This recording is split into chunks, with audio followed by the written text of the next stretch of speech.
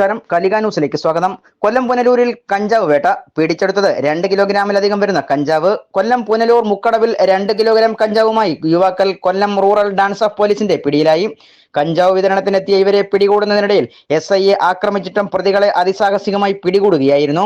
സ്ഥിരമായി കഞ്ചാവ് വിൽപ്പന നടത്തുന്ന സബിനേഷ് 20 വയസ്സ്, വിഷ്ണു 24 വയസ്സ് എന്നിവരാണ് കൊല്ലം റൂറൽ ഡാൻസ് ഓഫ് ടീമിന്റെ പിടിയിലായത്. പ്രതികളെ പിടികൂടുന്ന സാഹചര്യത്തിൽ കഞ്ചാവ് വിൽപ്പനക്കാരിയായ നബീസയുടെ മകൻ സിജു ആണ് സബ് ഇൻസ്പെക്ടറെയും പോലീസുകാരെയും ആക്രമിച്ചത്.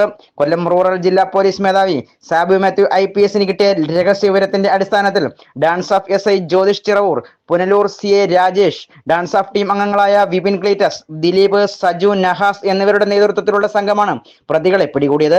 ഓപ്പറേഷൻ ഡി ഹണ്ടിന്റെ ഭാഗമായി ജില്ലയിൽ ഇനിയും ലഹരി വിരുദ്ധ പ്രവർത്തനങ്ങളുമായി ബന്ധപ്പെട്ട് കർശനമായ പരിശോധന ഉണ്ടാകുമെന്ന് കൊല്ലം ജില്ലാ റൂറൽ പോലീസ് മേധാവി സാബു മാത്യു അറിയിച്ചു.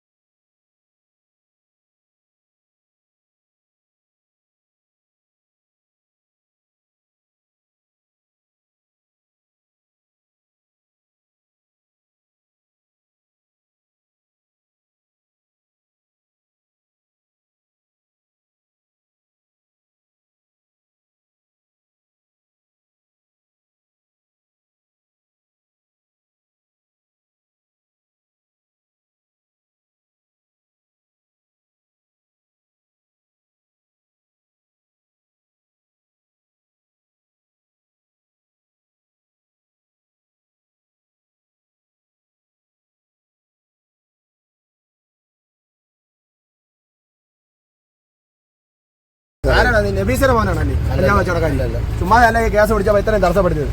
രണ്ടാ പോലീസുകാരെ കൈ മൊത്തം വെട്ടി മുറിച്ചത്. ഞാൻ വിളിക്കാം